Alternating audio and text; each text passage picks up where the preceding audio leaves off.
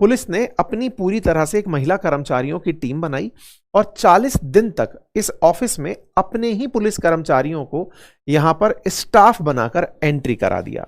यह बड़ा ही रोचक मामला रहा जब 40 दिन का एक ऑपरेशन चला जिसमें पुलिस ने अपनी महिला कर्मचारियों को ऑफिस के अंदर अलग अलग लेवल पर स्टाफ के अंदर सफाई कर्मचारी के पद पर एंट्री कराया।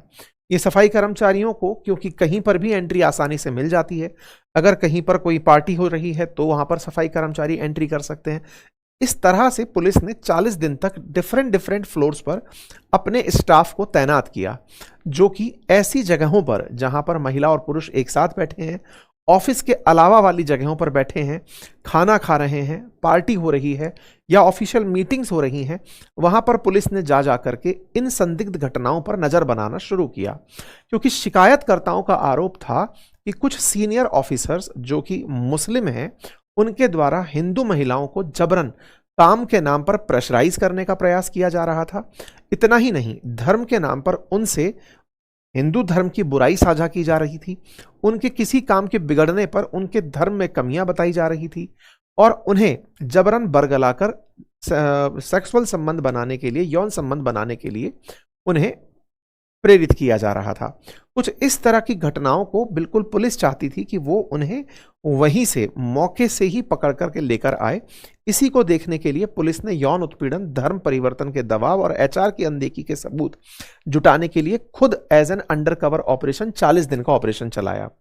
जब यह ऑपरेशन चला तो कई हाई प्रोफाइल गिरफ्तारियां होना शुरू हुई। इन्हीं गिरफ्तारियों के अंदर सीनियर एचआर मैनेजर समेत 7 लोगों की गिरफ्तारी हुई और इसमें प्रेम संबंध बनाकर धर्म परिवर्तन के लिए उकसाना, इस तरह के मामले बाहर निकल कर आए। यानी कि पुलिस ने इस पूरी गतिविधि को बड़े ही सीक्रेटिव तरीके से फरवरी 2026 से प्लान करना शुरू किया। आज 40 दिन बाद जब यह मामला बाहर निकल कर आया है तो एक बड़ी गिरफ्तारी के साथ में यह सारे देश के अंदर एक चर्चा का विषय बन गया है। यहां पर काफी सारे नैतिक सवाल खड़े होते हैं। जो महिलाएं इस पूरी घटना के अंदर पीड़ित हो रही थी, वो इतने दिनों से इस घटना को कहने से बच रही थी, लेकिन उनमें से कोई तो एक ऐसी समझदार सक्षम महिला रही होगी जिसने हिम्मत करके पुलिस तक ये सूचना पहुंचाई और पुलिस को अंडर कवर ऑपरेशन के लिए कन्विंस किया होगा। जो भी लोग रहे हों, उन सभी ने जिस भी तरह की हिम्मत दिखाई, ये निश्चित ही देश के लिए एक पथ प्रदर्शक का कार्य करेंगी। पुलिस के द्वारा इस गुप्त ऑपरेशन को चलाने का जो प्रयास था वो सफल रहा और अपने अपने स्तर पर भेष बदलकर लोगों को शामिल करके पुलिस के कर्मचारियों को अलग अलग स्तरों पर जो भेजा गया, ये अपने आप में चर्चा का विषय बना हुआ है। चर्चा निकल कर आती है कि यहां पर कुछ ऐसी शिकायतें महिला कर्मचारियों द्वारा एचआर से की जाती रही, लेकिन आरोप है कि एचआर खुद इन घटनाओं को इग्नोर करता जा रहा था।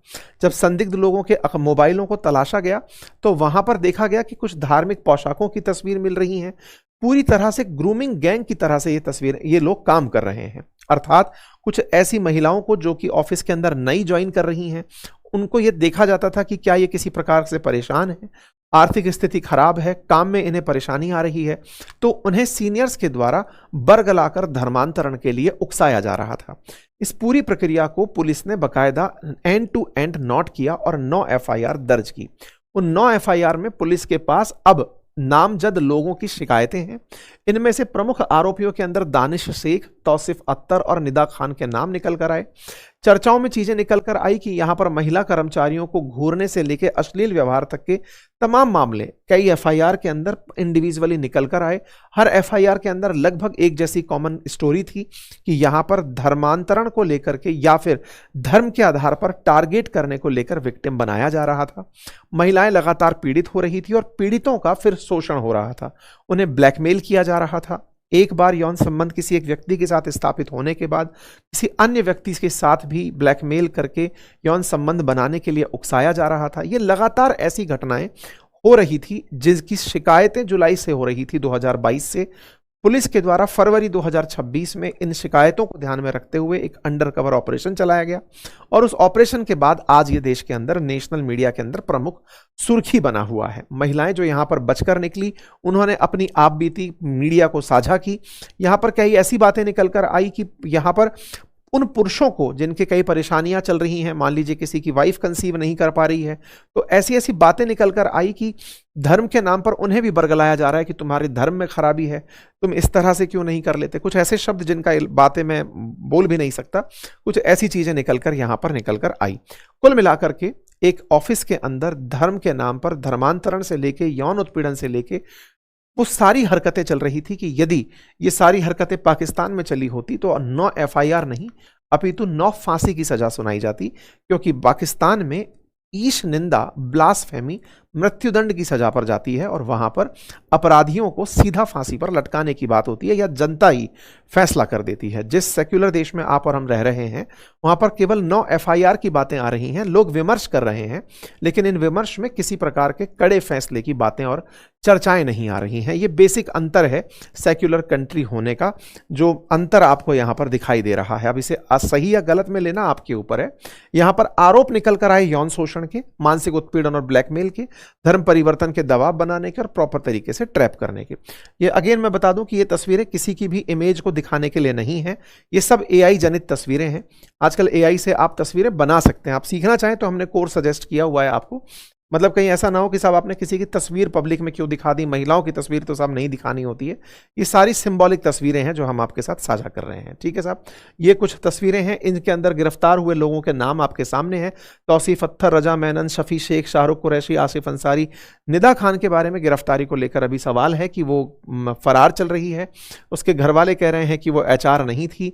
उनके खिलाफ शिकायत करने वालों का कहना है कि निदा खान ही असली गुनहगार थी, इन्हीं को दबंग मैडम के नाम से जाना जाता था। यही सबसे पहले ग्रूमिंग गैंग के लिए लड़कियां ढूंढ कर लाती थी कि कौन सी लड़की है जो कमजोर है, जिसको कि बरगलाया जा सकता है। इस तरह के आरोप इनके ऊपर लगते जा रहे हैं। खैर, इन सबसे ऊपर एक नीतिगत प्रश्न निकल कर आया कि क्या इतने बड़े सिस्टम में सुनवाई का कोई सिस्टम नहीं था क्या? सुनवाई का सिस्टम होता है क्या बाय द वे? जी हाँ, होता है, और वो सिस्टम ही पॉश के नाम से जाना जाता है, यानी कि प्रिवेंशन ऑफ सेक्सुअल हरेसमेंट के नाम से हर सिस्टम में जहां पर महिलाएं काम करती हैं बड़े ऑफिसेज के अंदर, विशाखा गाइडलाइंस को ध्यान में रखते हुए पॉश की पालना करनी होती है। प्रिवेंशन ऑफ सेक्सुअल हरेसमेंट के नाम पर इंटरनल कमेटी बनानी होती है, जहां पर महिलाएं अपने साथ हुई अभद्रता का, अपने खिलाफ हुई अश्लीलता का विरोध व्यक्त कर सकती हैं, शिकायत कर सकती हैं, और वहां पे ना सुनवाई होने पर वो अगले कदम तक जा सकती हैं। आंकड़े खंगाले गए तो पता चला कि 78 ईमेल और चैट ऐसे थे जो अभी अंडर स्कैनर हैं। इसका मतलब यह है कि यहां पर टाटा कंसल्टेंसी सर्विसेज के अंदर कंप्लायंसेस प्रॉपर तरीके से शायद नहीं हो रहे थे, तभी महिलाओं के साथ ऐसी घटनाएं हुई हैं। इसका मतलब यह है कि हमारे देश के अंदर इन सब चीजों पर, कि महिलाओं के साथ जो भी कार्य क्षेत्र के अंदर दिक्कतें हो रही हैं, उनको रोकने के लिए जो कानून हैं उन्हें और सख्ती से बनाने की, ट्रांसपेरेंसी से बनाने की मांग उठ सकती है। सरकार से आवश्यकता है कि ये जो एक्ट्स हैं, पॉश एक्ट्स, इनकी पालना को बहुत ही सख्ती से लागू कराने का प्रयास किया जाए। ठीक है साहब, तो ये था काफ़ी सारा अपडेट। ये जो पॉश है साथियों, ये बहुत से एग्जाम्स के अंदर पूछा जा चुका है। पॉश को लेकर के आरएएस परीक्षा के अंदर डिटेल विशाखा गाइडलाइंस आरएएस 2016 के अंदर डिटेल में पूछी जा चुकी हैं। ये काफ़ी इंपॉर्टेंट पॉइंट है, आप भी इसे अवश्य पढ़ सकते हैं।